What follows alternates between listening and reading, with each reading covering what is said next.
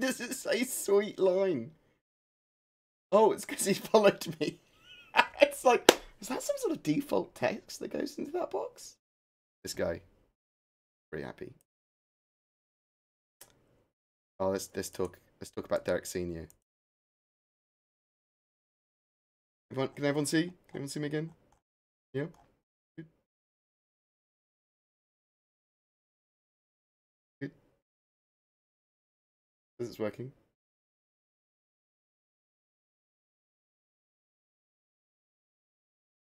Cool. Already here we have an updated 3.0 build.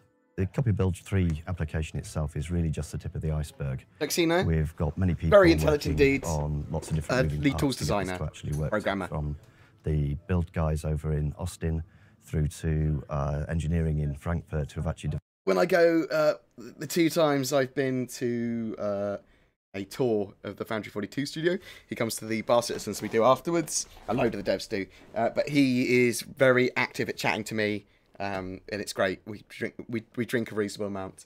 Like, we're not like alcoholics or anything, but we're there until everyone else is gone, chatting, which is good. He's a good chap. He helped me out a load when I was super depressed as well. He was a good chap to talk to. Develop the patcher that's the Copy Build 3 is based upon. So really, this week's been tying up all the loose ends. Had a few issues. Sort of last minute realising that we couldn't launch because we needed some changes making to the build system.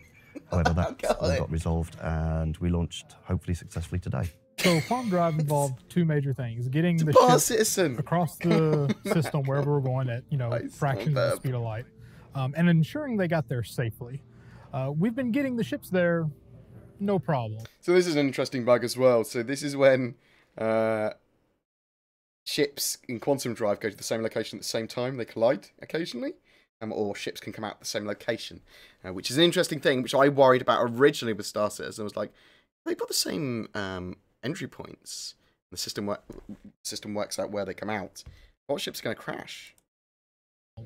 Getting there safely has been the issue. If 2 people want to jump to the same point, there were chances of them colliding, asteroids getting in the way, stuff like that. So our biggest issue now has been dealing with the potential collisions along the way and preventing that. So detecting at 1/10 or 2/10 the speed of light, am I about to hit something, and stopping soon enough. We've had several issues where people would jump to the same point and arrive on top of each other and just explode. The big one we had for a while was people would jump to a planet or whatever and end up inside the star in the center, and you would just see a glowing circle and be like, what's going on? Look around, oh, I am now the star of the system. As well? Now we're still knocking more out than coming in, and at the time we're filming this, we resolved 54, with 46 being added to our must-fix list, and we're currently sitting at 88 issues blocking this first release. So it sounds like he got the numbers the wrong way around there. Either they got them the wrong way around, or he's added them rather than subtract the amount of issues. So they currently have 80 issues. Yeah? What he said. For a while was people would jump to a planet or whatever and end up inside the star in the center, and you would just see a glowing circle and be like, what's going on? Look around, oh, I am now the star of the system. If any mods, do not go crazy if anyone's doing anything. Or some comments deleted. Feel free to do whatever you need to, but you don't have to be aggressive with comment deleting.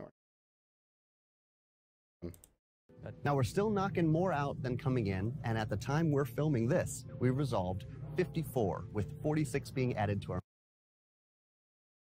46 being added, 54 completed, that's 8 removed. Must-fix list, and we're currently sitting at 88 issues blocking this first... So it's 80 issues, so he just said he added it rather than... Okay. While across all of our internal branches, we've checked in over 2,052 updates this week alone. The next time our public schedule gets updated, you can see even more progress as we work to keep you as up to date as we are internally. Also, we've officially moved our development team over to the 72. 3.0 branch, which is another great milestone for us to further triage issues coming in and get us ever closer to our first release to non-CIG testers.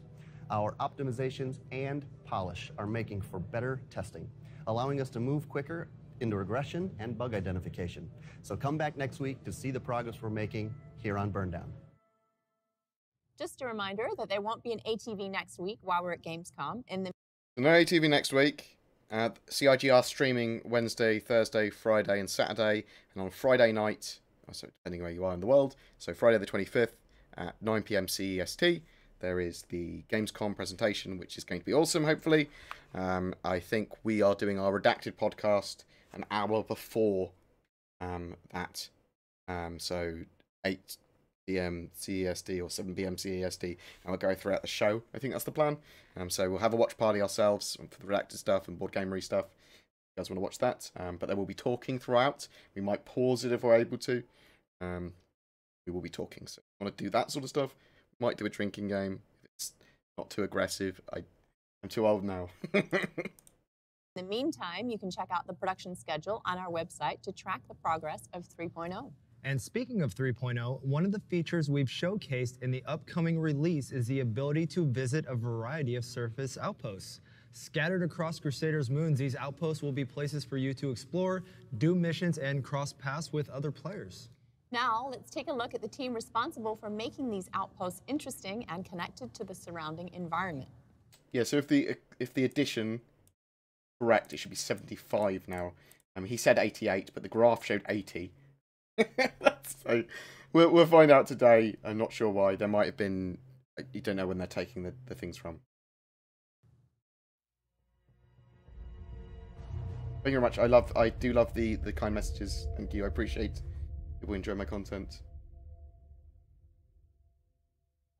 So the last update, we kind of showed you what the outpost archetype is, the main shape language, how it's out on the surface.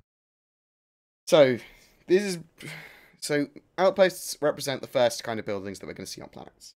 And it's going to be part of a modular building set for procedurally generated buildings, set pieces, outposts, points of interest, eventually becoming like bases, cities, much larger groupings of towns and villages and whatever. So this is really important because a lot of this is a pioneering part of a more developed mechanic.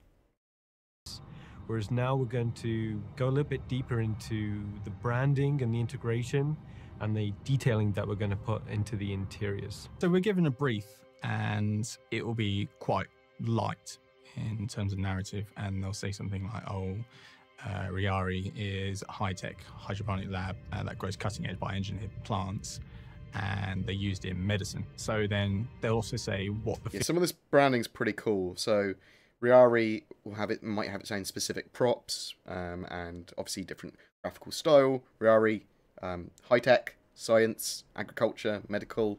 People like working there. It's a nice place, nice company that pays well. Feel it'll be like clean, organized, scientific, nice place to work, and I just convey that in a visual method. So this isn't just a process. Watermelon. I don't know if he's having dinner or if he's doing some sort of biopsy. That can just be done in an instant. It's a progressive thing. So I'll do like a first iteration, and that will probably just involve maybe putting down a selection of props, and then... No, we haven't. They haven't seen or talked about ships or transports to get those modular outposts to planets. Don't know how they're dropped in. It could be from Hull Seas, it could be from its own bespoke ship. We don't know yet. So I suspect we'll see sort of stuff like that soon. It might not be ships necessarily that are sold, and they might be like little NPC tugs that exist in like Squadron 42 and stuff. We don't know yet. Do you think the outposts will be... I do think that... I'm not sure if we'll see it in 3.0.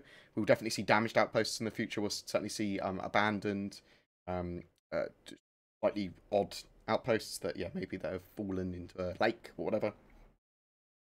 I'll then pass that on to my leader and art director, and they will review it. And shouldn't keep on going on and off. Say, okay, maybe the feel here isn't quite what we need. We need something maybe a little more sterile or something a little more cleaner. Say, for example, something like the drugs farm, we need something a bit more sinister looking. So it's a process of layering the dressing and then building up an authentic atmosphere. So we go from that initial point, and then we'll get to the end where we're kind of happy with it, and we feel like when you walk in, then the player goes, wow, this looks cool. traditionally, they do spend a lot of time at the moment set dressing and making the outposts look cool. Now, there's a lot of that artist kind of hand approach, which they will want to start phasing out. They want to have it as automated as possible, with occasional touches from artists, with this sort of like procedurally placed object in the burst. They want to have these massive areas, and a lot of this to be handled automatically. Thank you very much. Oh, look, Cameron's cringy face. Thank you very much for the cheer, much appreciated. If you're having problems with the stream, just reload F5. Apologies for that. what you'd do is you'd concept out your Vista shot and kind of describe where the location is. There's definitely an element of, at the moment, when you look at stuff, like, if you've got a load of money and you buy a load of the ships, you're definitely paying for a time to cut corners. It's pay to get a time boost, almost, because you just like, I've skipped ahead. That's not entirely true, because the game it's a sandbox game. It's not one-on-one combat constantly or anything like that. A load of those ships are going to be money sinks. So like the capital ships, you're going to need crews. You're not going to have the money for a crew at the beginning. Stuff like that. So bear in mind that Star Citizen isn't going to be balanced for pay to win in any regard. If you're trying to buy ships to pay to win, you're going to be disappointed. And everything is obtainable in-game. Highly obtainable. All you need is that $45 game package. Thank you very much for Sparks1 for whatever it is. I love you. Whereas now with the tools we have, it's actually more natural, more organic to just have a little scout around. That way you kind of get natural happy accidents. So for example, you might find a location where there's a nice kind of ridge line, and then there's maybe a gas giant just peeking over the horizon, and then that's when we start saying this would be a good location.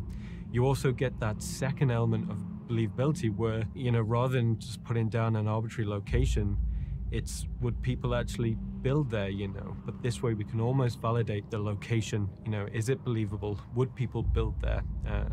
And then that's when we can start establishing our compositions. I've found a lot of times where I've decided on a place for an outpost and I've dropped the tag point down, and then I think probably the first few things we'll see to smuggle in will probably be mission-based smuggling, rather than free-form smuggling, as it were, by getting your own thing and having to avoid customs. So bear that in mind.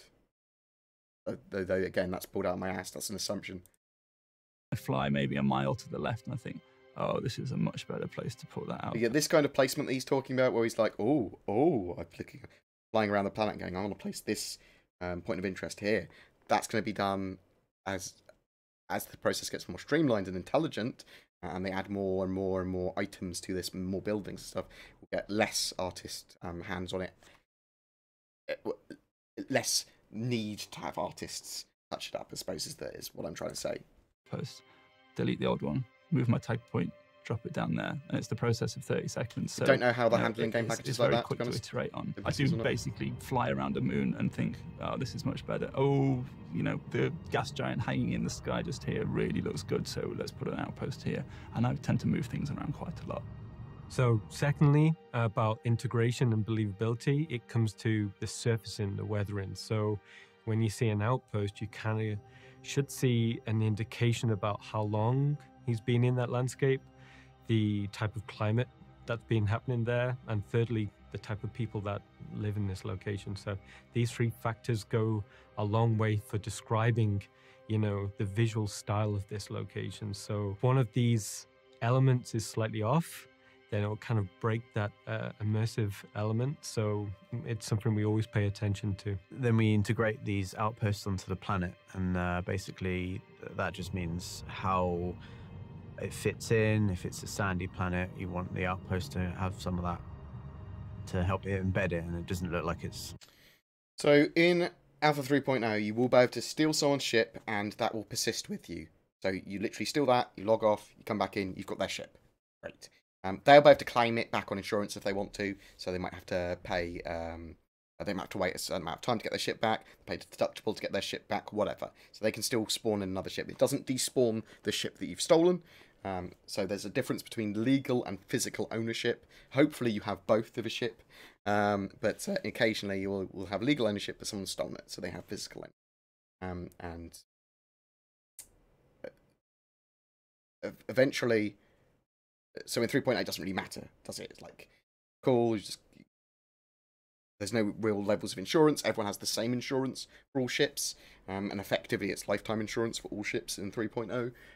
As in the future, you'll have to have different levels of insurance. People will be able to steal your ship. If you don't have insurance and they steal your ship, then there might be some statutory insurance. I don't know if there is or not. They haven't talked about that. But you ultimately could lose it if you don't pay the insurance premiums on your ship. And then it gets stolen. You're like, oh, I didn't get it. My ship's insured and it's been stolen. Ah, shit. But there will be better insurance types as well for in 3.0. If you lose your ship, you'll lose all the any changes you make to it. So if you bought new weapons or systems for it, they'll be lost. And in the future, you'll be able to insure them as well. But in 3.0, you won't. Floating on this planet, and it's nothing to do with the environment. Obviously, it's an environment, and it will take part of that on. And we have several levels of how we integrate our outposts onto a planet's surface. We've got the outpost itself, the exterior walls and the ramps and the stairs. They have a blend map which takes on some of the texture information from the outpost. Some of that's done procedurally, so by the base of the outpost, it actually uses a bit of tech to blend the planet surface into the texture of like the stilts and the ramps. And then we have our actual walls having their own blend map. So if it's a sandy one, it will blend. Sand will come in the gaps and the crevices, and then the icy one, the same kind of thing. Ice will build up like frost if it's like in a jungle environment or more. So I like the fact that although they have all these effects and similar effects, it can be length of time of weathering as well. So they can have different build-ups based on, it's not all the same. They don't go, oh, this is just in a snowy biome, bam. It's how long has this been on the snowy biome? Let's put less of that on it or more of this on it, and it's got other effects on it as well. So I like the fact that it's all going to be a bit different. Cool. Dauntless has just been launched. We'll watch this. And then while we're setting up Dauntless, we'll talk about star sets and stuff, and then we'll change the name of the stream. Or lifelike biome, then you might get moss or vines or something like that. Very much, so that's the sort of blending we do on there. And then we do the decals themselves. So that's like projected decals of similar things, but we can do a bit more localized kind of build up. So streaks. I don't think you can steal a stolen ship, as it were. So, well, you probably can, but it probably won't be a criminal in any way. Or maybe the criminality tracks the ship. I don't know. And that's the interesting edge cases like that, Jim. Sort of coming down the outpost and build up on the roof of the outpost. If it is any form of microtransaction, it's microtransactions in game with in-game currency. So it's not done with real money. So if there's been a sandstorm, then it's blown over the top, and we can show that. We can actually control the amount of build-up itself. So yeah, you can just hijack using the blend maps, we can see how new this outpost is. Is it sort of quite recent? It might only have patches of dirt around, or has this missions will be been fun, on there for many years, and it's sort of maybe it's abandoned and it's got stuff coming inside as well, and it's covered, like you imagine like an Arctic base has been there for many years. It would be covered in just frost and ice, and you only get those hints of what the underlying wall might be. So on the interiors, we've been defining what these spaces actually are. So rather than just having these generic volumes, we've been defining what the archetypes are. So, you know, if you're going into an engineering space or a medical or habitation, things like that. Secondly, it's about the brand, the who owns this place. So we usually get a good brief from the lore team, and that's our starting point. There are different corporations that we have for the outposts. So, for example, we go. Yeah, and eventually, Anthony, you'll be able to buy them in-game with in-game currency anyway, so it's kind of irrelevant. But yeah, you'll be able to steal them in 3.0, so you can just go, well, I've just got an Aurora, but I've heavily stolen this. Ships will be lockable in 3.0, though, but they'll also be breachable, so you will be able to get into people's ships still. But it might take time or equipment or something. Have Reari Corporation and Shubin Interstellar Corporation. In that slight sense, differences between these two. They're going to be regulating and selling Reari as well. Corporation is probably a better place to work. It's more pleasurable for the employees, and they focus more on sort of agriculture. The Shubin, on the other hand, is maybe slightly more oppressive.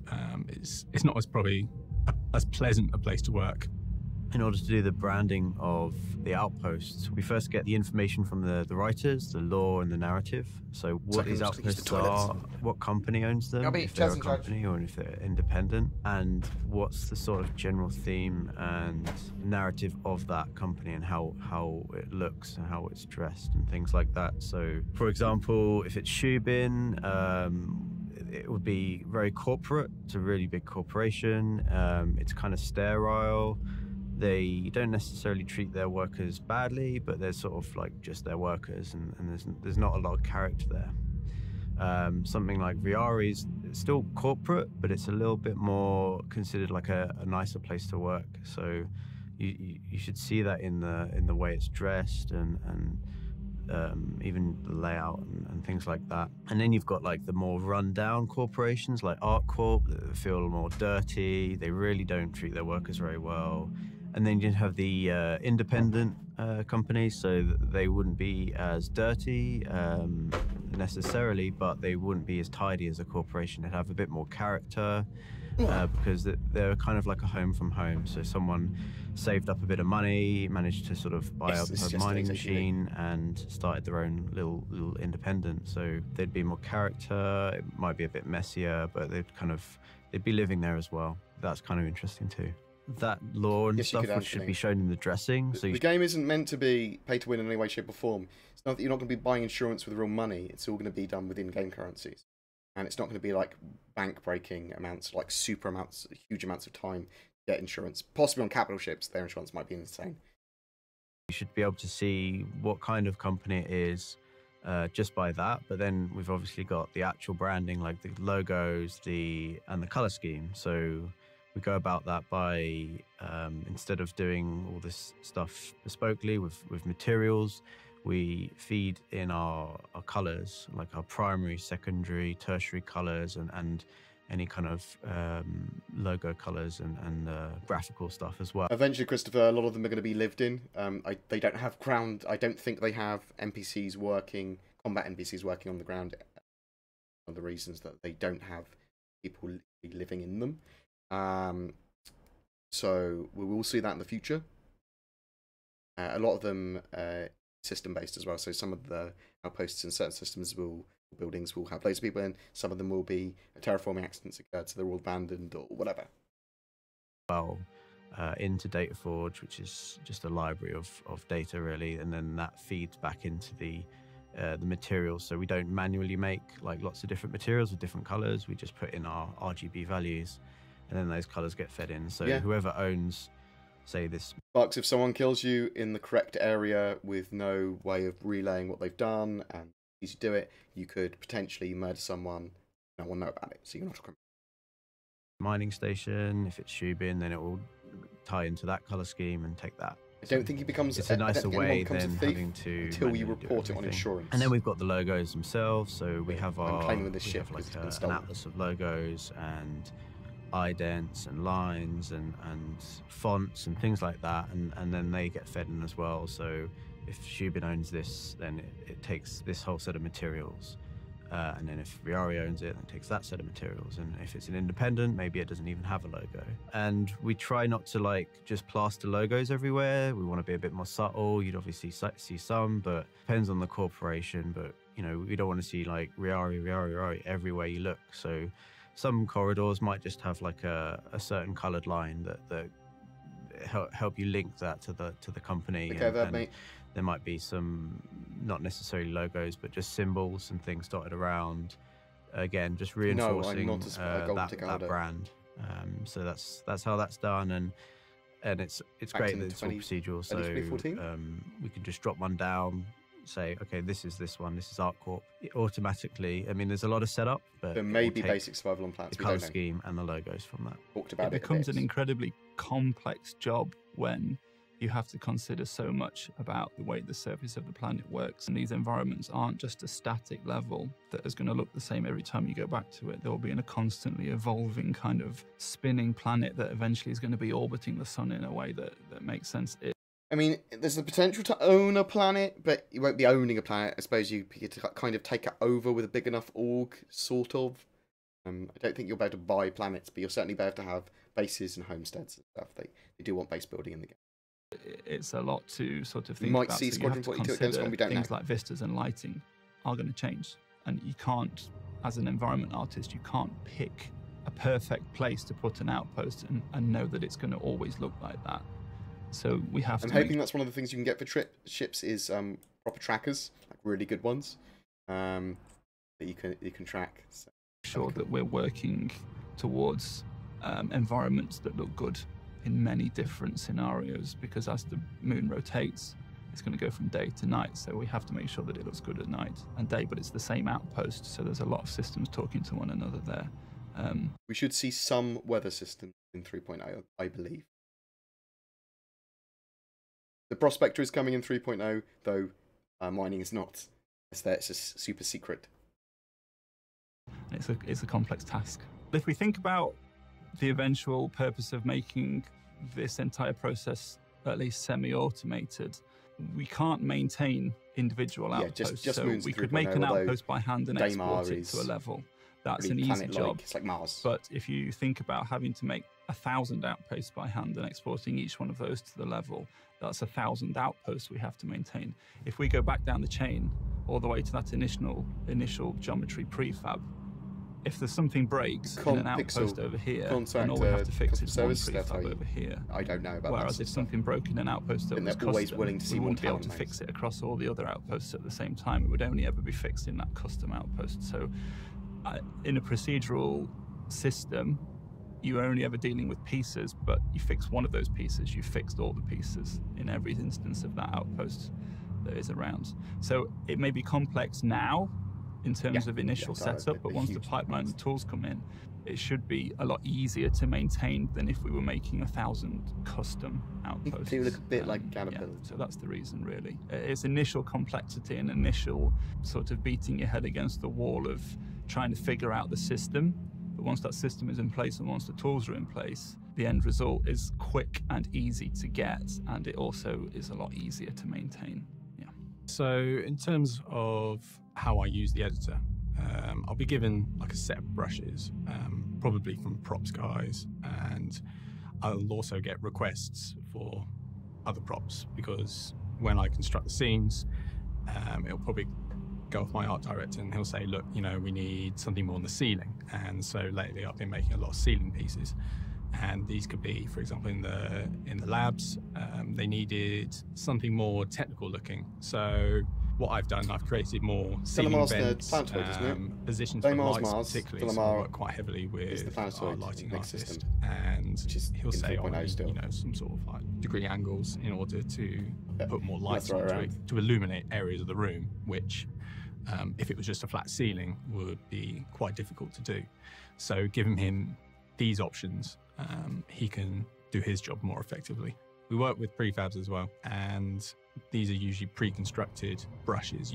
These can have things like lights in and sound effects and stuff like that. So when I put them down, they're kind of all ready to go, and gives them a more immediate sort of look as to for the donations what we require. So because we've got all these systems talking to one another, we have a lot of complexity in the way these things are built. And just as an example, the outposts at the moment, in a traditional game, you would probably put all your geometry together, light it in an editor, and export that level. So at the moment, the way they're doing a lot of these buildings is quite more prefabby than they want to do. They want to do it so it's quite automated and streamlined as a process. So they are building towards that. But everything they build at the moment is going into their building sets for future stuff as well.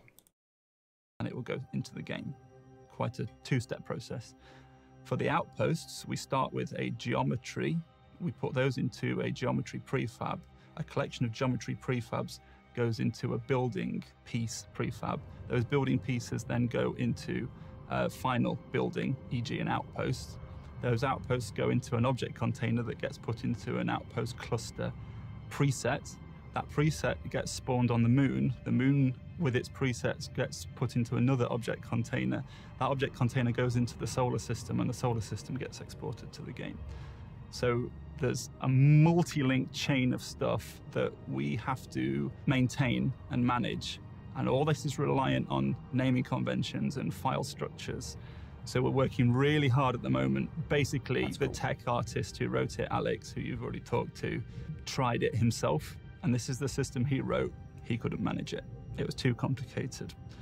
So we are working very hard at the moment to basically take all that middle section procedurally assisted out as well. It's very artist driven, but we want to make some of it so that the artist will only ever be involved with that initial start, artist driven once, and then all the way through to the preset so they don't have to keep on creation and putting the presets onto the moons. All the middle bit with the multiple prefabs and presets and object containers is all going away and should be completely automated, because asking an artist to maintain that level of complexity while at the same time being creative is an impossible request. So our tools guys and our tech artists are working very hard to make that as streamlined as possible. I think procedural cities will be something special. We might see it at Gamescom as well. It relies on us basically building a rule set and a set of automation that makes it completely invisible to an artist and an end user, because otherwise people are going to go insane. What we're looking to do is have the idea of you have a in 3.8 you have to log off anywhere and log back in, and the player kind of locates one of these outposts. Same way they should start thinking about how long has it been there, who owns it, and things like that. And what we're looking to do is layer that narrative from the outside to the inside, or so all the way down to how the food is arranged on the interior, across from the outside to the interior space. The player should start getting those notes of the narrative all the way through. And I think in contrast to these barren landscapes, to these pockets of quite intense detail, it's quite a nice contrast. So now we're getting a really good idea of how it feels for the player to explore and kind of traverse around these locations. So we continue to polish, but continue to refine and just get that experience to a very high standard.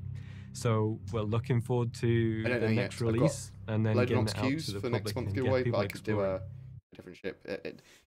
If the 600i is cheap enough and I've got money in the giveaway pot, then I'll probably do something stupid like that, because it's 3.8's release sort of thing. It's like a big woo party. I don't like doing massive giveaways. But we'll see. We'll see what happens.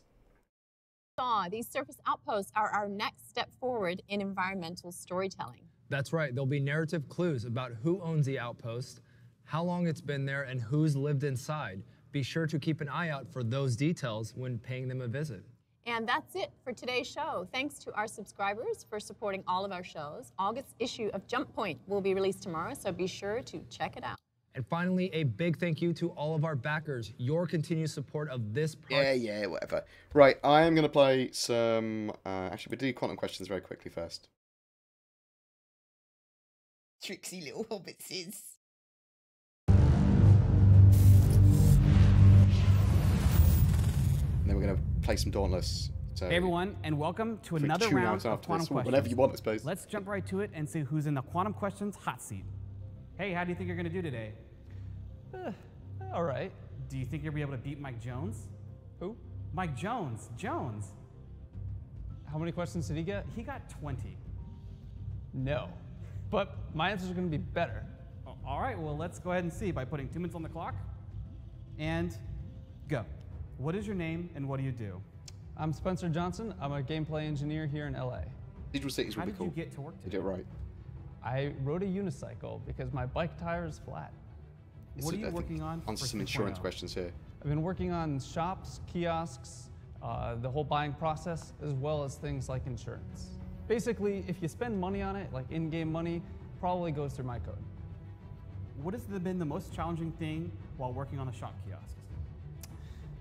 There's been a bunch of things. I played Dreadnought. Quite liked it. I would say the asynchronous events. There's a lot of communication that happens between the UI and then the shop itself, and everything is asynchronous, communicating a lot of information from the cargo manager down to the shop, to the UI, back to the shop, all these asynchronous messages.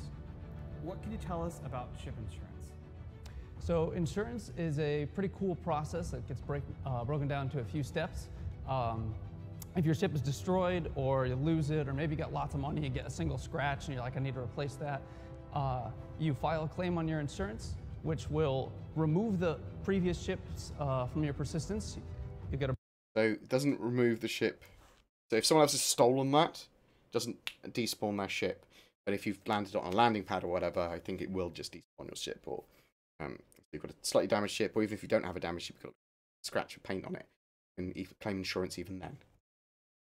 A brand new entity entitled to you, whole new entity ID, and then once you do that, you can pay your deductible. You will wait a processing time, and then you can spawn your ship again. In addition to that, you could also... So it sounds like you need to pay a deductible anyway, and then wait a little bit of time for ship will get back to you. I think you can just wait for a longer period of time, and get your ship back for free anyway in 3.0. But you can also pay to get it expedited. So pay for expedited processing, all using in-game money, so that you can get your ship back to you quicker than ever. Is a player's deductible ship specific? So every ship does have a deductible based off the cost of that ship. But what's really cool is if you go and crash your Hornet, and then later on you file a claim for it, and then you crash a Connie later, the deductible on your Connie is going to be more because you're clearly crashing a lot of ships. So crashing your ships regularly will just increase deductibles for all ships, so your insurance premiums go up effectively. Ships you can't be trusted, the insurance is not like you. And one bonus question, what happens if you don't have insurance? So in 3.0, all ships will have insurance. There's no concept of premiums in different plans. But in the future, when we roll out different aspects of the insurance system, there's going to be several options. You're probably going to want to talk to a designer about that because I haven't coded it yet, so I don't think I could give you a good answer. So we will see lots of different insurance premiums and stuff in the future. But 3.0, everything's standard. Everything has insurance. You don't have to worry at all. And in the future, really, you don't have to worry until you've got the release of the game, because it doesn't matter if you lose anything until then, because you get it back.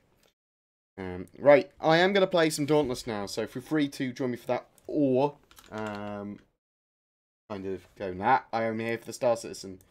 I don't really do much other stuff other than the Star Citizen, but on stream I do. I'll allow people to ask Star Citizen questions still.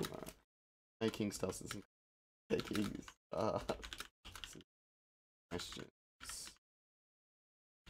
So I'll do that. So bear with me 1 second, guys. I'm going to change a couple of things. Down. That. This. That. Change stuff.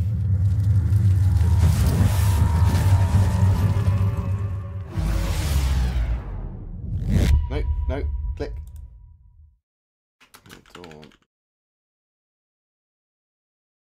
Oh, fuck. Okay, so I played a little bit of Dauntless before as well. But I've...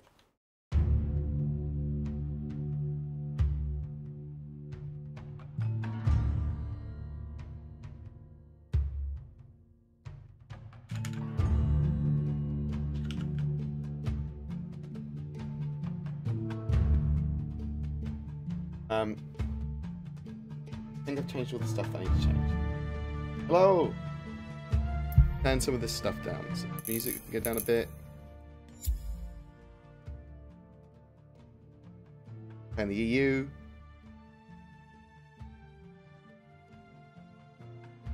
If I get spare keys for this, I will put them on Twitter. Making progress. If my mate sends online. Not yet. He and Zena will be playing with me later. Oh. Bear with me 1 second. Bear with me. I'm gonna go to...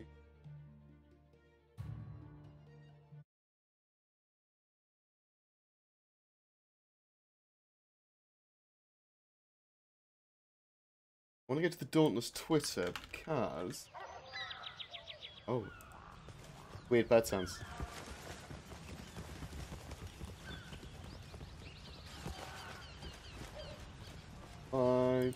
They're gonna do like kill a certain monster in a certain way, and then get in-game rewards. But they're gonna do that on Twitter. So interested in that. Do we need to switch over to game? Let's click on game. The game capture. Dauntless? Okay. Go with Dauntless. Oh. That show Dauntless? All show Dauntless. Oh, someone's merging with me!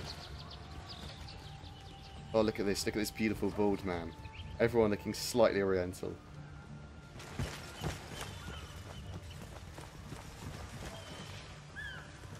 have a look at the option.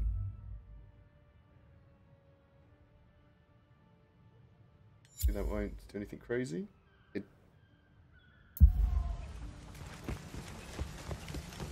I run around. Okay. Okay. Jump. I haven't used a joypad before. So we will be learning together. So this is basically Monster Hunter Online. How do I do... change my weapon as well. So I'm going to change our weapon sword. I'm going to do a mission in a second. Just basically killing big monsters.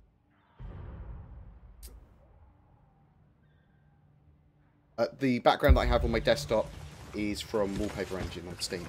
And I loaded free Star Citizen wallpapers from there. Go talk to this dude. Hey. Hey. Hold A. No time like the present. I don't want to craft yet. That's one quests. Make quest happen. Welcome back to Solid Ground Recruits. You'll be there soon enough. Okay, check in with Cat. Need to catch her and Sorrel. Okay. Off you go then. Later. We'll be landing together because I don't know the buttons on the controller. Hey there, See, I Rob. keep on pressing it. Redeem. Nice work. You beat in. So I just did the tutorial basically. You're about to see. Okay. Work with other Slayers. Been training hard, and your weapons show it. Head to the weaponsmith and upgrade them for you as a favour to me. Speak to weaponsmith Wills Bullman. Okay. Good luck, rookie. Where's Wills Bullman? A long time since I used a controller, mate.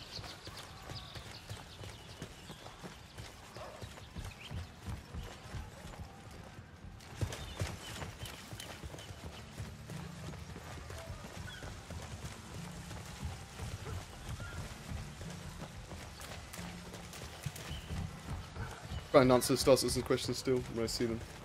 I might be concentrating on hitting monsters. Apologies for asking questions, but welcome feel to free my humble smithy. Ask them again. Quests. Pleasure to see, but going to say the same about weapons. My friend, your weapons have seen some use. Let's give them some tension, improve their balance, sharpen the edges. We can definitely give you these upgrades. Crafting. Borman means quality. Don't forget it. Let's go to crafting here. Okay. So I can upgrade one of my weapons. I don't know if I want to go sword or not. So there's, at the moment, 4 types of weapon. You can craft loads more, but they're still of the same archetypes. So, like the hammer's like a little gun hammer. Chain blades are basically God of War. Big smashy axe and balanced sword. This is not Star Citizen, no. No. Well, unless it's changed shape massively compared to what I thought. I don't know what to go for. Yeah, I'll just go sword. Go sword. They'll be the most balanced, aren't they? Need 2 iron ore and 1 ether glass to... Remember, weapons are only as good as the slayer who wields them. Okay. Need the right tool for the right job. Better weapons.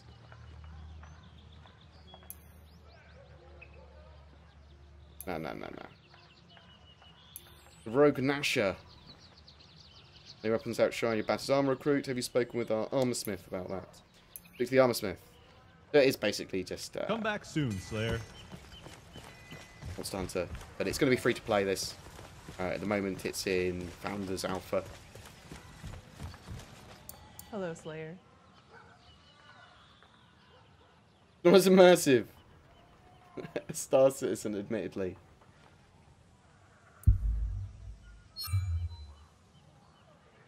Right.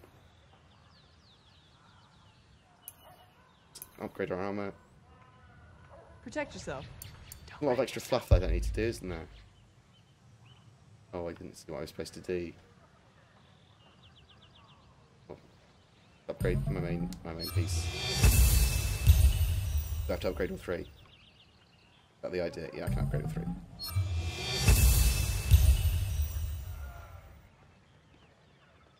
Hardly. That's hardly armor, is it? But light padding to my legs. Happy hunting. Right, come on. I'll Let's give go kill you something. everything I've got.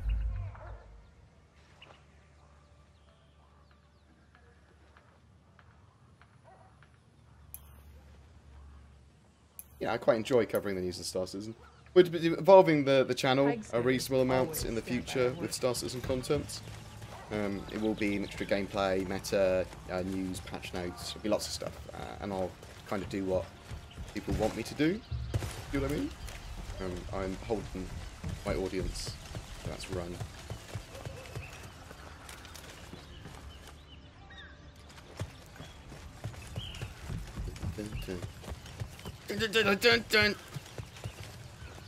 Are we off again? Right. Hey recruits, things are about to get a lot more dangerous. Upon the excitement for you, it's a revive challenge.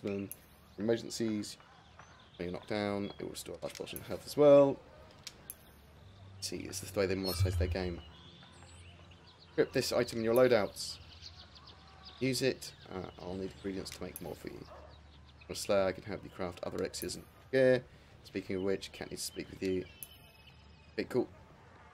I think you're on the right course. 5 talisman of item that can help you when you get knocked out. Find it. Loadouts.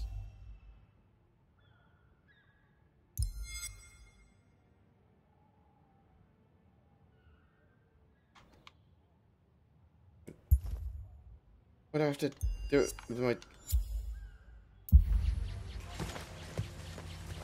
Not in the mood, rookie. I'll leave you to it. Yes, Dauntless Founders Alpha. It should all be down below. There you are. Monster Hunter World is going to be free to play. I'm not sure if it's going to be subscription. Dauntless is free to play. It's going to be a much more simpler game, but it's very co-op. Gonna go hunt a rogue strike. I think you've got it covered. You're now ready to take on the next challenge. Head to the hunt board located in Round Coat Plaza.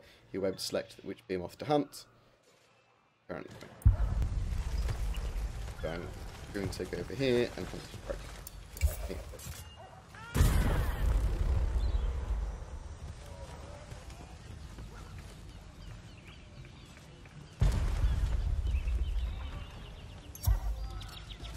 Finding a hunt. For some reason. Okay, cool. The party.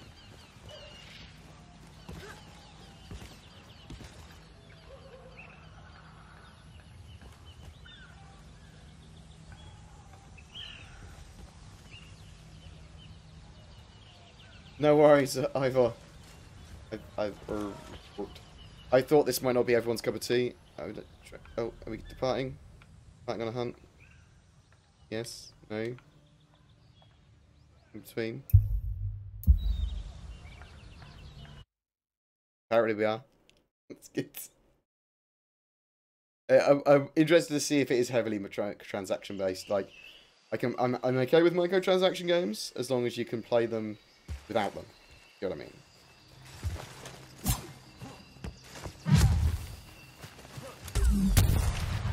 Oh, what have I done?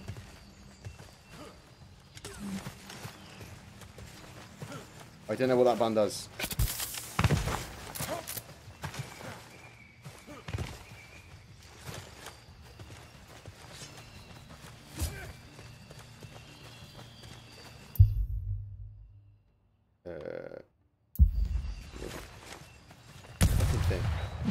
Come over here. No. Yeah, there we go. Hold E. God damn it! Stop giving me controls. What? I thought I killed you. Stay down. We're looking... I think we just like gather here. We're looking for a creature. Go and wreck. Shrike. at these levels.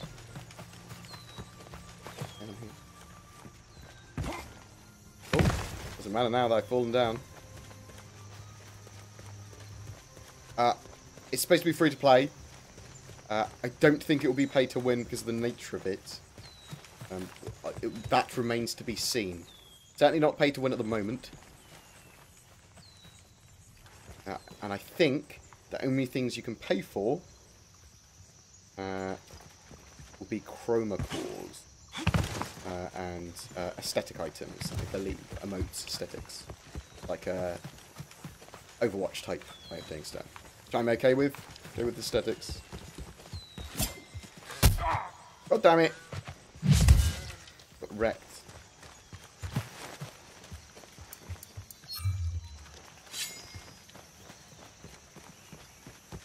Where's this big monster?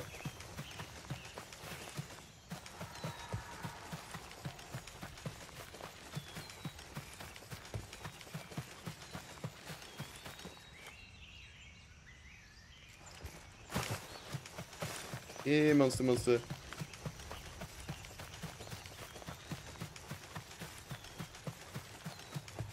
Ah!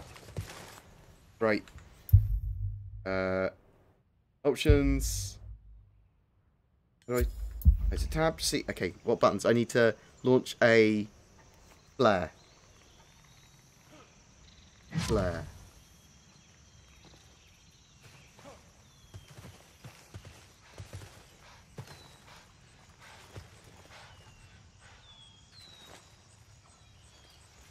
Loadout journals. So, consumables. This guy doesn't care. He's going to go in anyway. I don't know what flare is. Fuck it. So let's shoot up a flare to say, look, we're here. Oh, no. Right. Oh. Oh, getting used to this.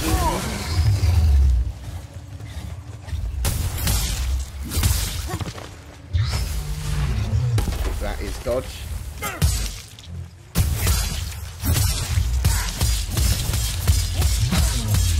Keep me hammering buttons. Dirty prick.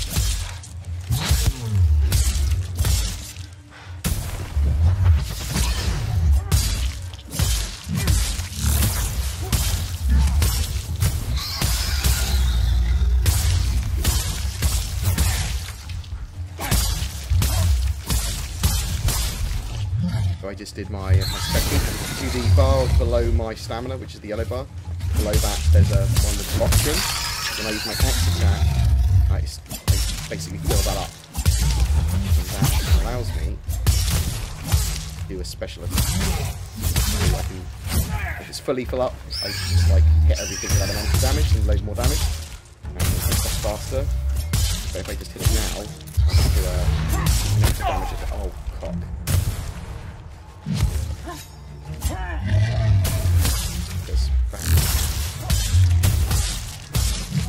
Oh no, it just drains it now anyway. So it's only supposed to use one block. So I'm going to go over here and use this heal.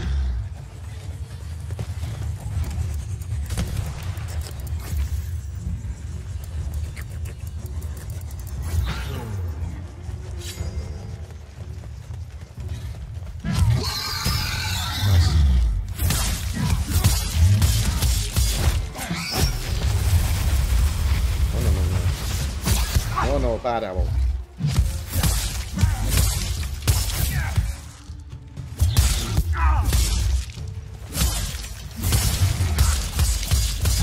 See, that doesn't actually do much damage. It uses a load of my stamina, but it gets my special up quicker.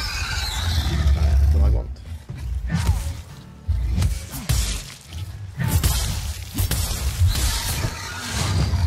The sword is definitely the easiest. Where are you going? What? No, you're gonna fuck off. This is basically Monster Hunter, and there is going to also be Monster Hunter Online. Oh, I was playing Star Citizen earlier. Yeah, I think it's an owl rather than a pussy. Oh, I see.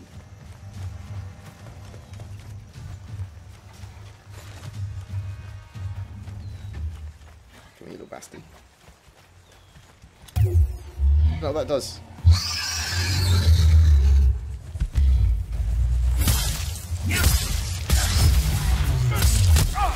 Oh, balls.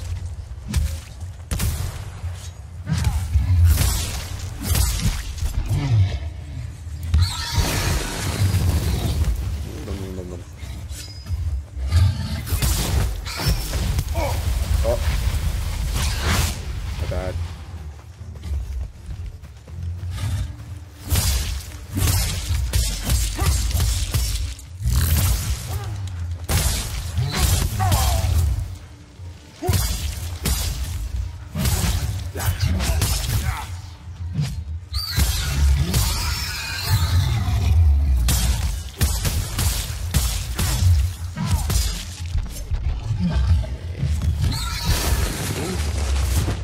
From here. Nom nom nom nom. Like. I'm having all this health. I don't need it, this guy's pro.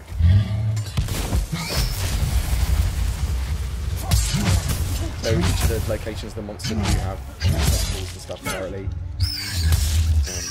There's quite a lot of deeper stuff in this game.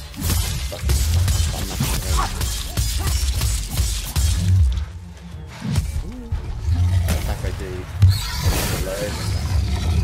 Everything pretty much takes up stamina that's useful.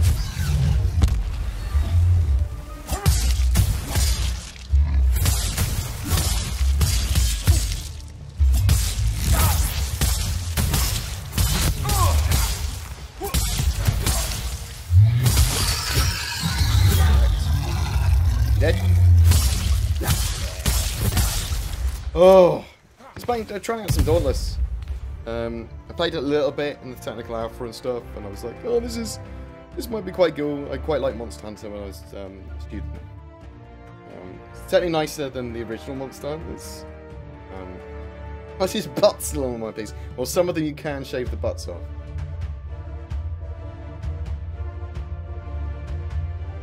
Alright? Is the audio too loud? Shit.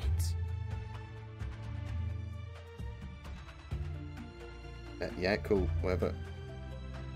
Let me turn down the volume of the game. You should be able to hear me? You're not hearing me?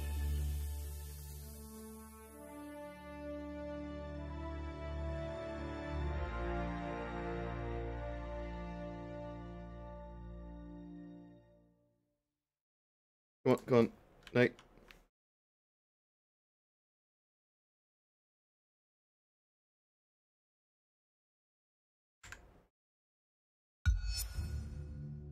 Oh god. Well. Turn down the volume significantly. Apologies, I didn't realise that it was hard.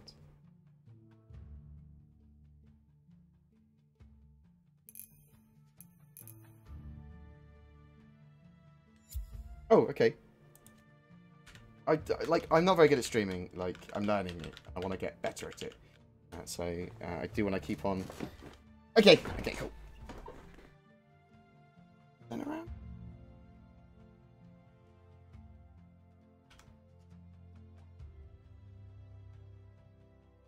What kits around? I want to do at the very least the next monster and see what it's like. You should be able to... No, yeah, I'm trolling you. You'll be able to hear me fine.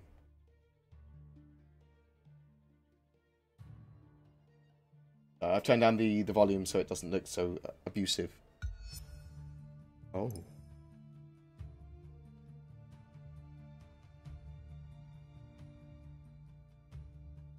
Doing fine. Thanks, bro.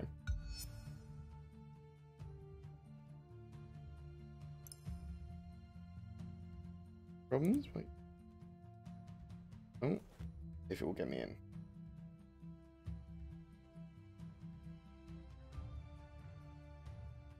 We don't know how long either party will have the patch for. It's basically until it's at a state to put out to a PTU, so they find their own unique blockers and problems. So it could be 2 days, it could be a month.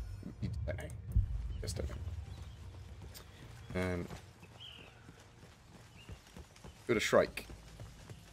If Have reward. any news for me? Good luck, rookie. Good to see you. Use the mouse occasionally as well. Nice work out there. Good luck, rookie. There is another quest from someone. See you. From this dog. No. Here. This serves around the world. Not just EU and US.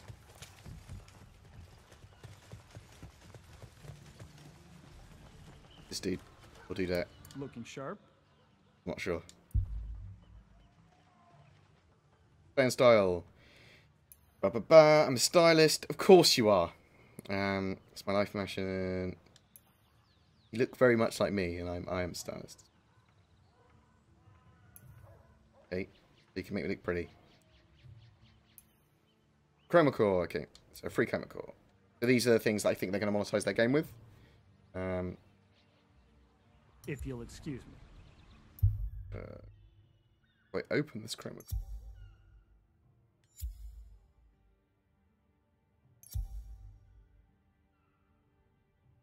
Options?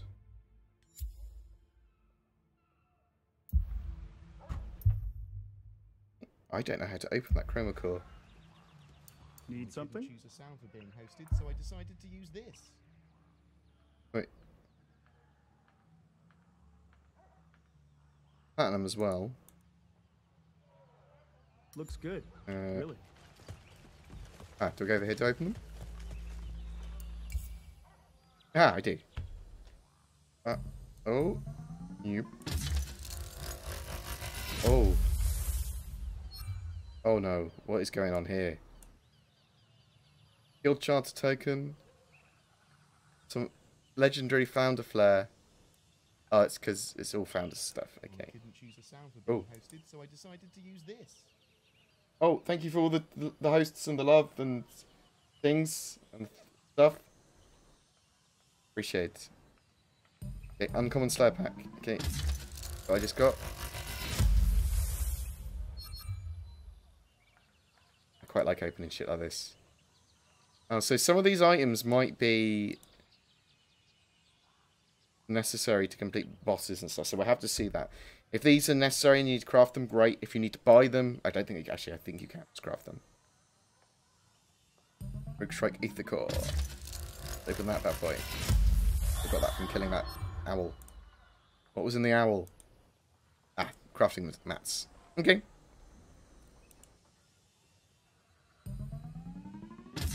Got this for killing the tutorial boss. Chroma dust. Yeah. Cool. Oh, I need loads of chroma dust. Technical alpha. Oh my god, so much reward. Thank you very much, Captain Tyson. Cool. Another ether core. Then from the tutorial boss. Cool. One day we will have opened all of the cores. All of the gifts. Starter. Thanks very much.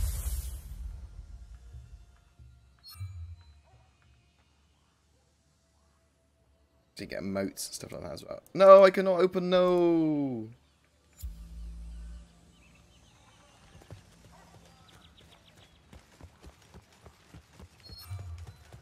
Right.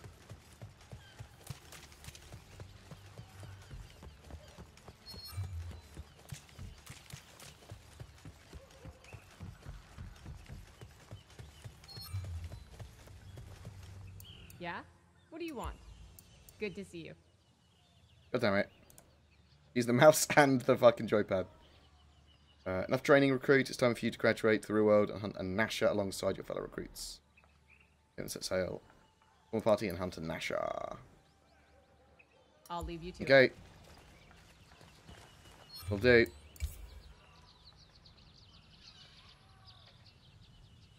Nasha. Find a team. Of course, I have to come and press it myself. Hello! Hello, hello.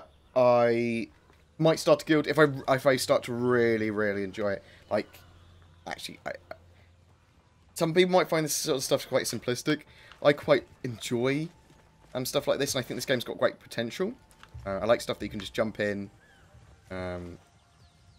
He says, not getting a party. No, this is the alpha, so there might be some problems. I like the idea of just jumping in and doing boss fights and stuff like that. Monster Hunter Online appeals to me as well. So I probably will do something. Maybe I'll start a guild. I don't know. Or either join someone else's guild and make sure it's open for other people. Fuck you, game!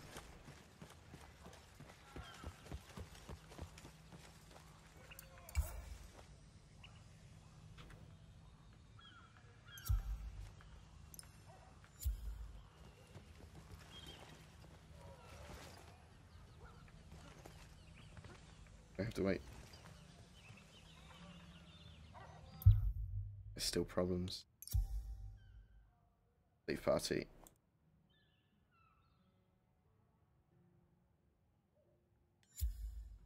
Did I not leave the party? Oh. There's still clearly issues with the game.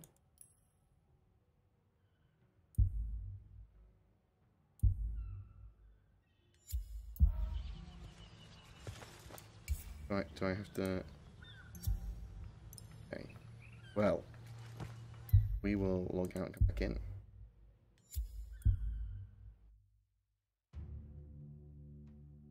Oh, see, I loved Fortnite. Fortnite kept on crashing when I was trying to do one of the quests. So I've lost interest. It crashed like 6 times. It's like... It really angered me. Yeah, I saw it was a comment I made on the No Man's Sky 1.3 trailer that the No featured. I was like, oh wow, pick me up on a game that I don't cover. One day I got picked up for being like a prophet for Star Citizen, and people will be like, "Oh fuck you, game." So obviously Dauntless has still got some issues, still got teething issues. It is an alpha. It's the founders alpha, so still much better than the technical alpha. They're getting there. The actual combat feels relatively fluid. I wish I had a few more combos and moves in it, but I think it'll come in later probably, or just a bit more animation to it. But we'll get there a bit. Oh no, let's do the next monster. One day we'll get in. But feel free to ask any Star Citizen based questions you got, guys, as well. Answer anything about anything, really. Hello!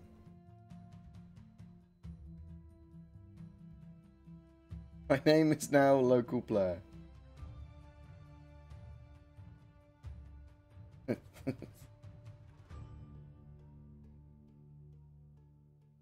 Like a game man. In early access, everything's early access now. I'm looking forward to seeing the schedule report for Star Citizen tonight. I want to see where they've got down with that burn down thing, because they seem to got some of the numbers wrong.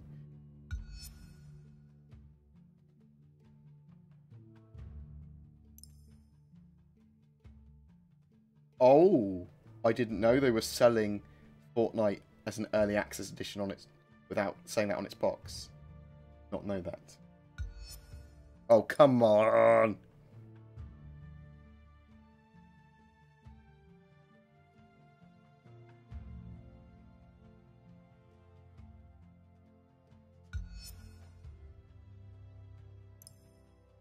Oh my god. Oh. Servers will be live 24/7.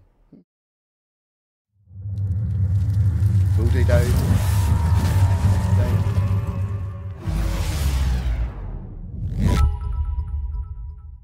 Thanks, Noob, for the cheer. I fucking love your face, bro. Got your back, man. Got my back. I got yours.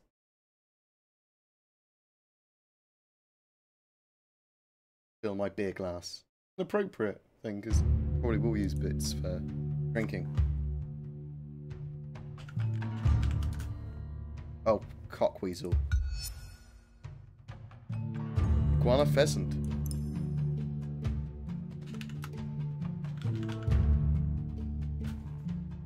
An interesting error.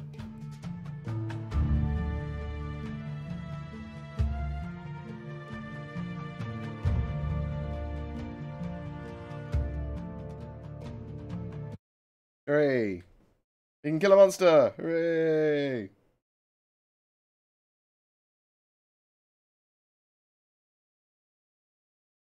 I think Star Citizen has taught me to build tolerant of all alphas. At least build some form of tolerance. Right, let's see if we can get a matchmaking.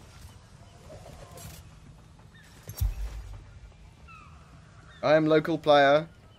That is my name.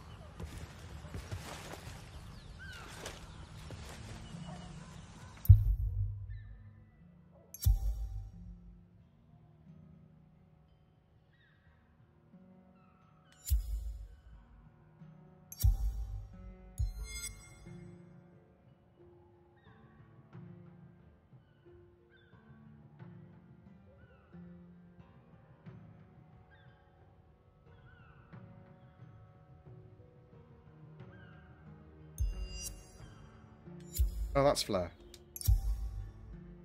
Okay. Shit.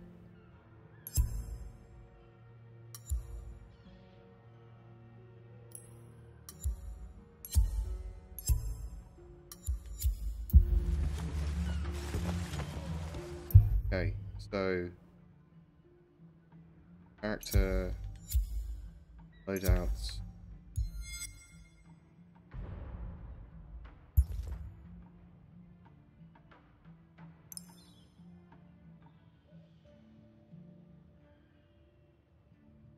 I can read it.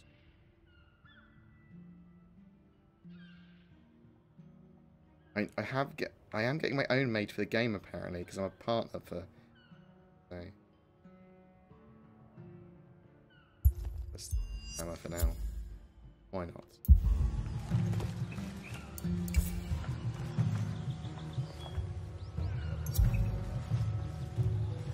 So,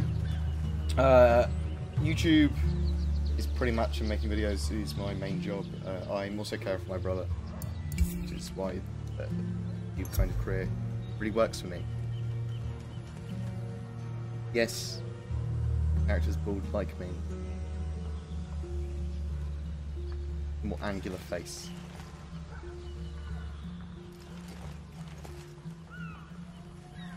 One day we're gonna hunt.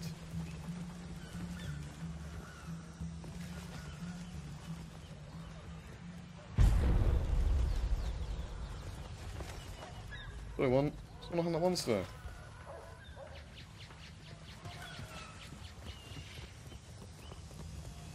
Like a prancing around, he's run away.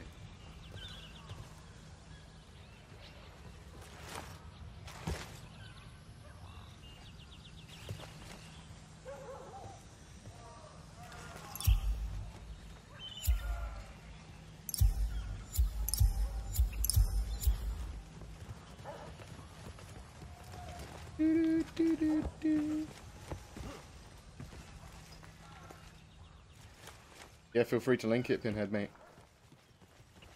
Up for stuff like that. On offline mode, it must be relatively good, actually. What's the res you're running it at?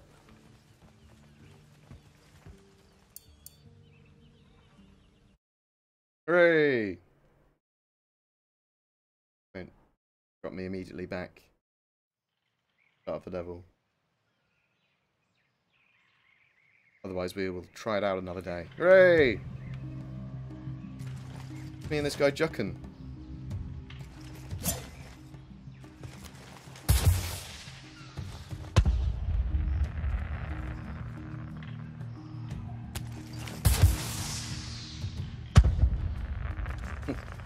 the hammer, bro.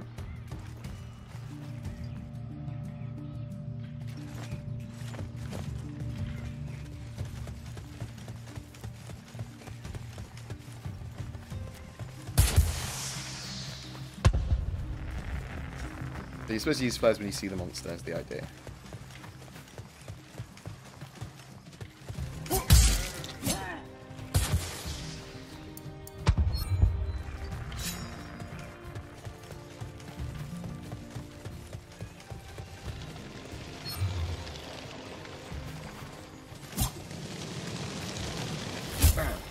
Right. Bam! No! One day I'll hit this. There we go.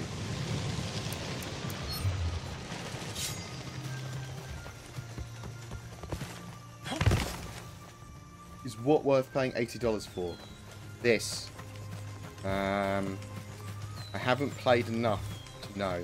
I would always prefer to wait certain games for that out of alpha. If you're really into Monster Hunter and that sort of game, then probably.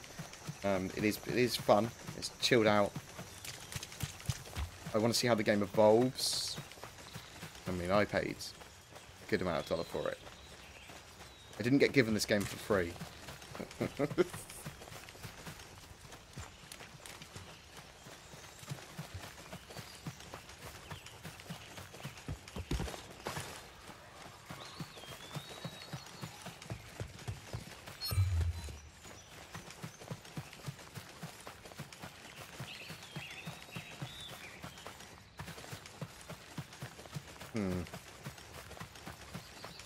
Yes, I'm in multiple orgs with Star Citizen. Almost entirely lawful good orgs. Or lawful neutral orgs that are just mining and that sort of stuff. I'm very, very focused on industry. Oh, this.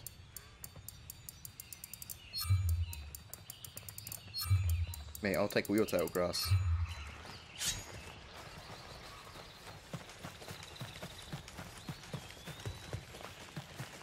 I also run one called, oh I say run one, called No Man Black, which is going to be slightly roleplay, and it's going to be filming content, and it's with a lot of my close mates I've known for years, some of which have got me into Star Citizen. That's what I mean. Didn't know that was coming, did ya? Oh shit.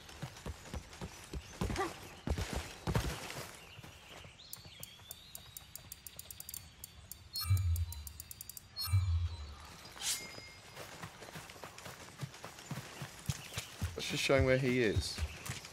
He is. What was it not? What is this?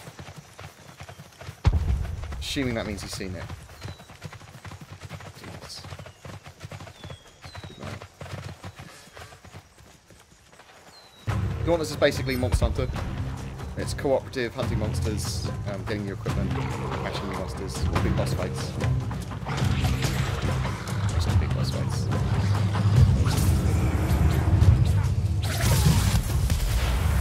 This guy just keeps on jumping over his own head. Especially better all the time. Can't get hit, someone's like directly in his face. Oh! He said, hit by abilities he's not seen before.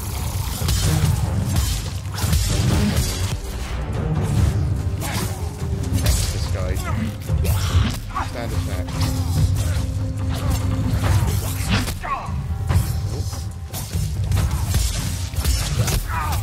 Oh god, this guy's powering me.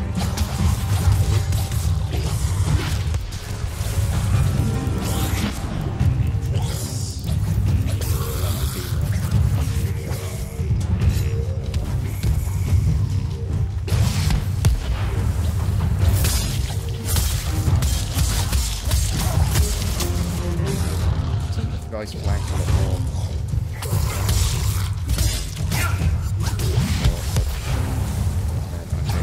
Oh!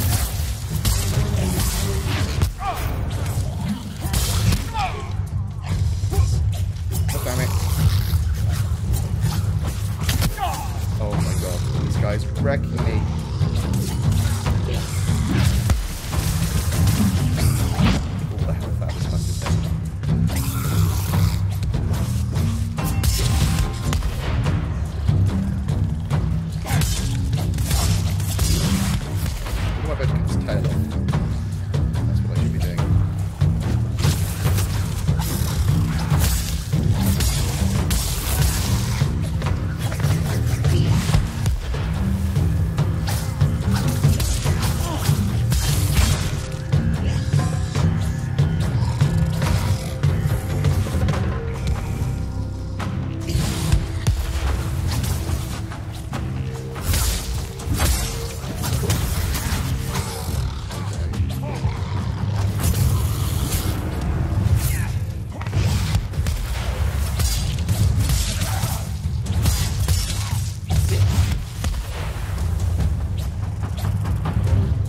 Wait.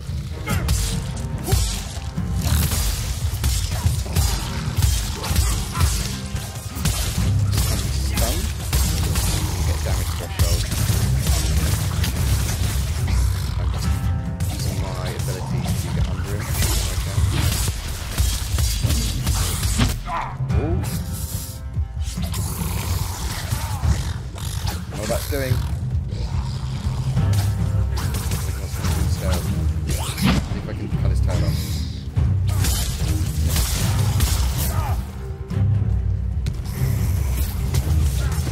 If I've got chain blades, you can teleport to his actual target.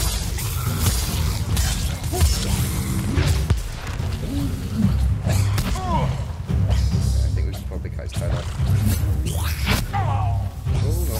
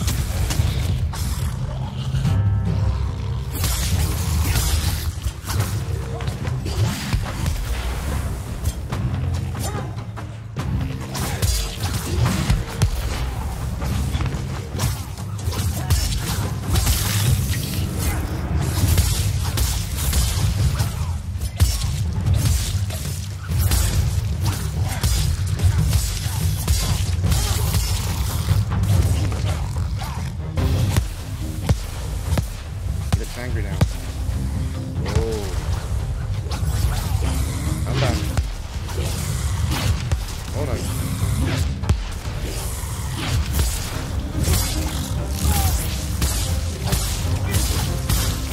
Let's go ham on him.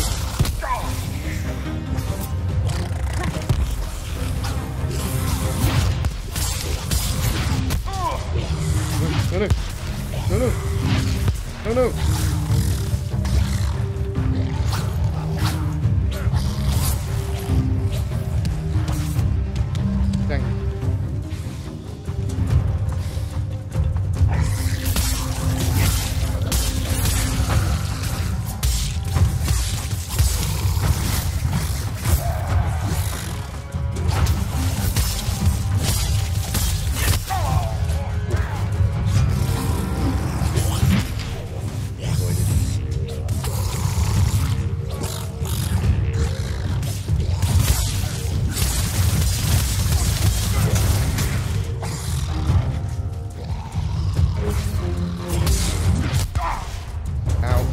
No. Oh, school point error.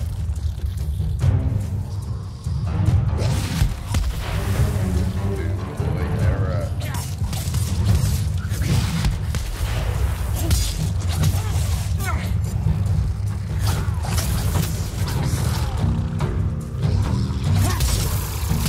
Die.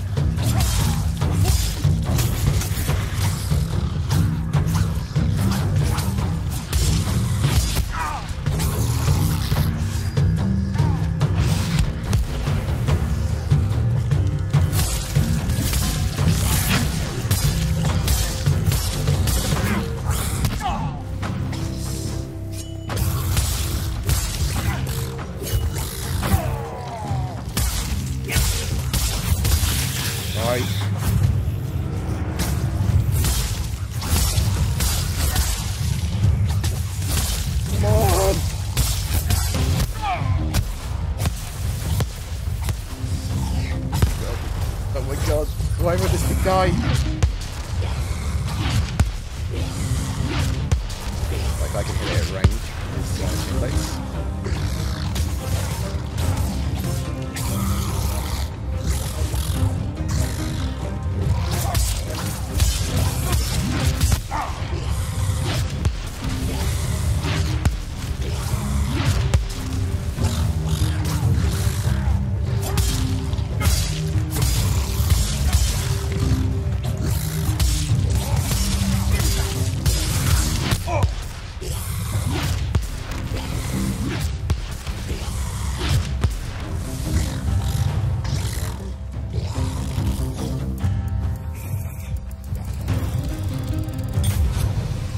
Bro.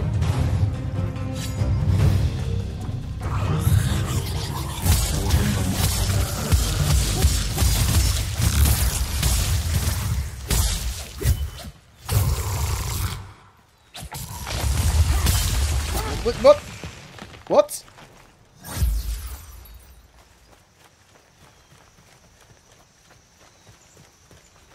What is this? Where'd he go? There he is.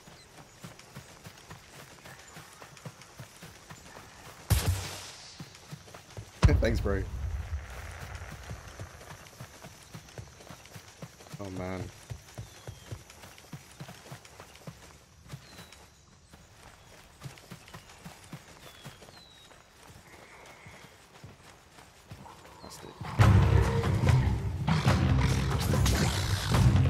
This is much more of a boss fighting crafting game. Very simple.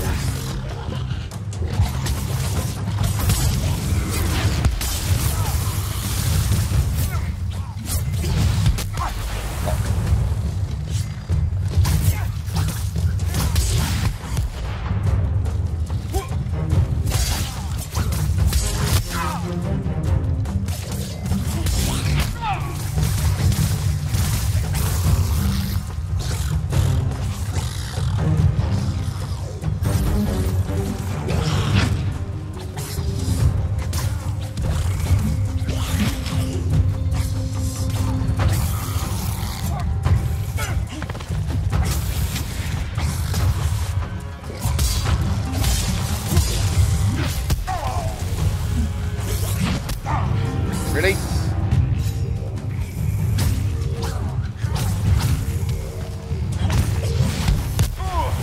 Oh my god. I got by this thing.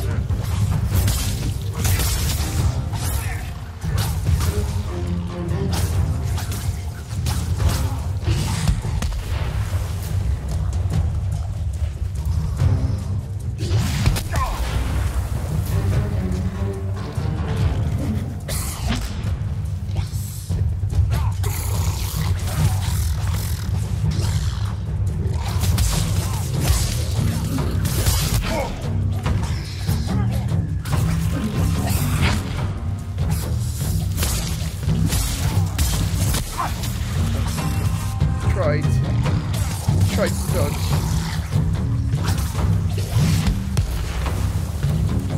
That's a glug.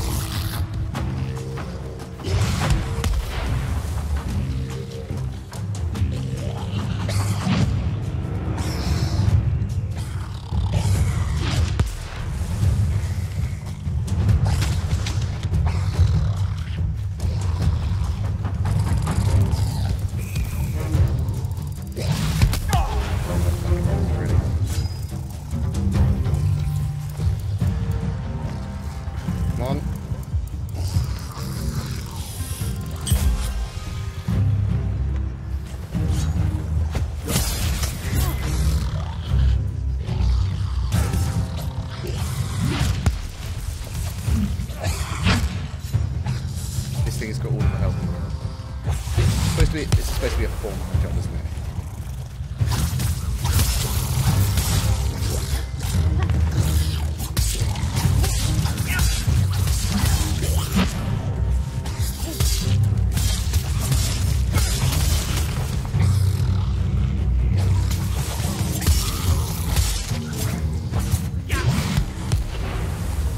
to get used to. Oh. That was gonna hit me.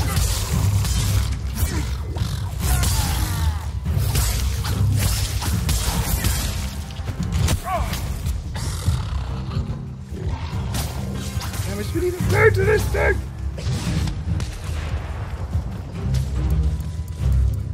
Oh! Give him more health.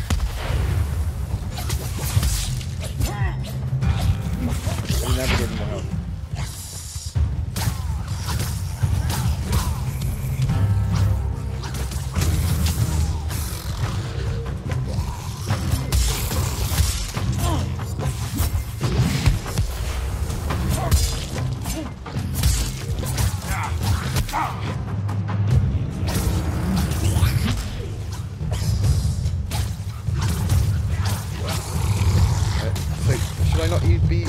But not using these fountains?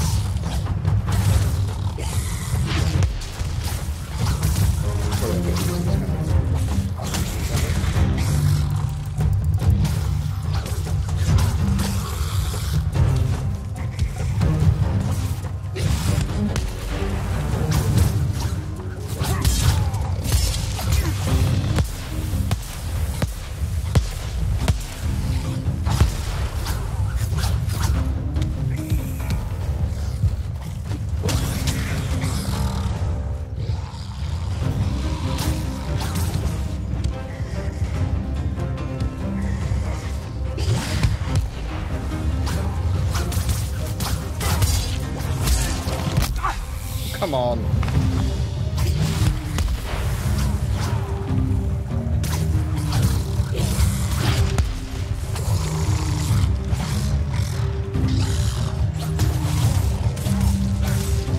The ability of the is really fun.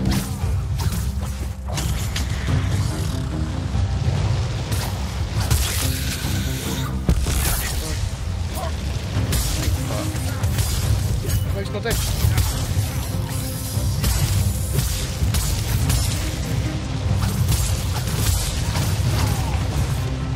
Is he not dead?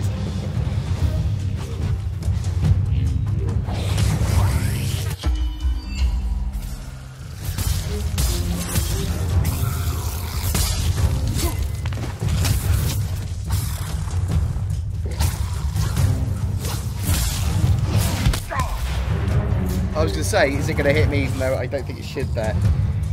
Oh, fuck.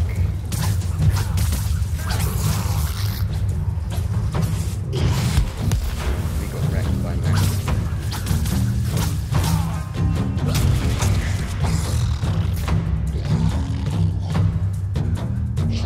Man.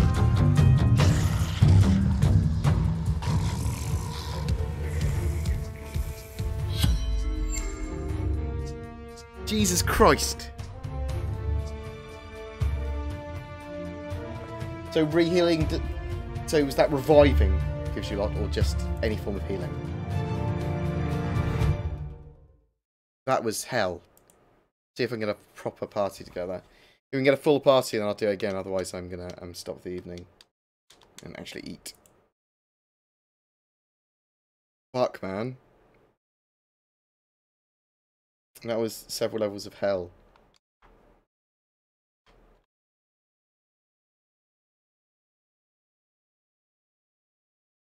It's much harder on the joypad. Well, it's not. Probably. It's probably much easier on the joypad. I've only learned on the keyboard. Oh, come on, game. Why you do this to me?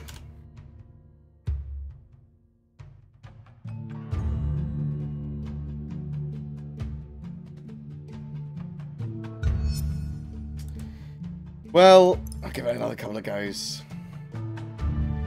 We might call it a day.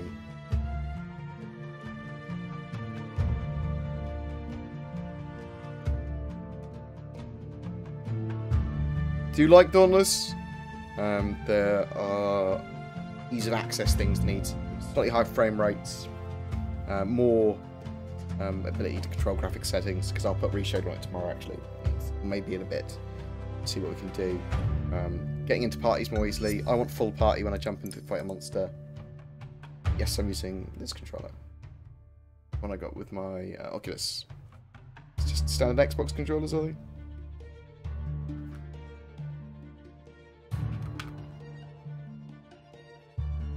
I'm good, thanks. Slightly stressed at Dauntless. It was a hard battle and I just got wrecked. I played Dragon indeed. I think we might call it there. I might be streaming a bit later with PUBG, maybe a bit more Star Citizen.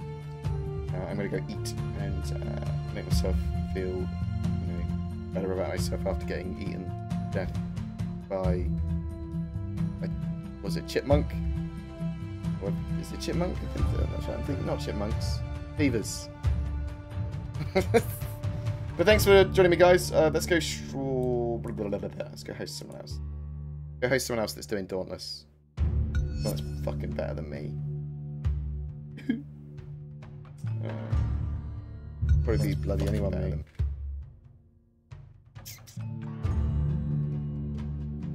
We'll be probably doing some more Dauntless tomorrow.